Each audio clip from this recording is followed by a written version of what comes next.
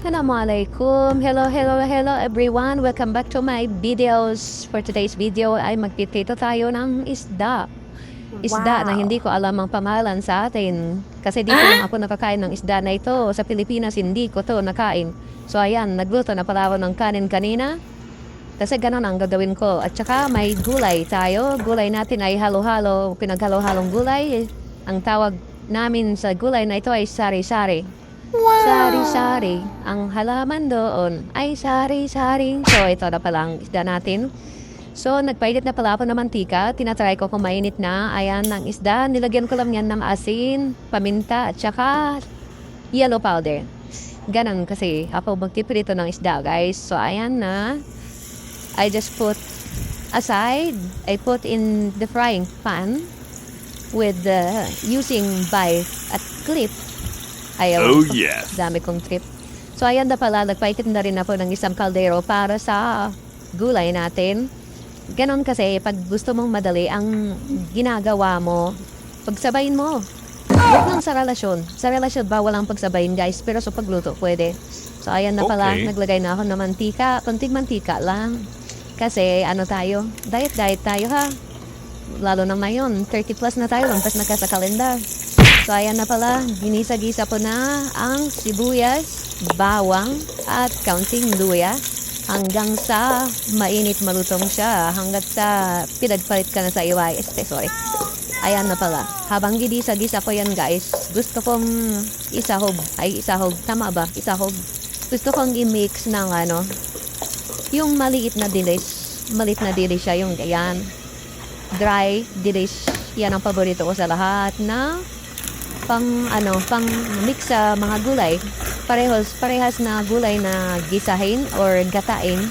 Yan ang gusto ko i-mix. So, yan na pala. Hinugasan ko yan. Siyempre, dapat hugasan natin, di ba? Di natin alam kung saan galing yan, kung anong pinalagyan dati yan.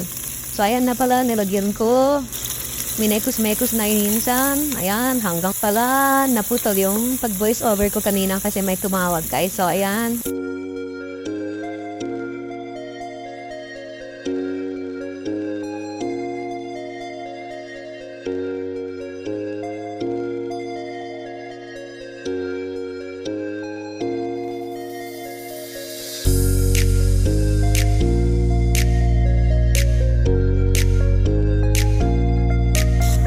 So, ayan pala, hinatid ko muna yung mga ginamit kong sangkap.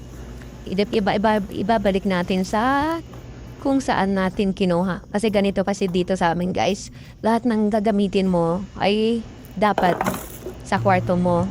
So, ayan pala, naglagay pala ako ng tubig ko sa tumbler. Kasi yung nakaraang video ko, di ba, wala na akong tubig sa maliit na na bote.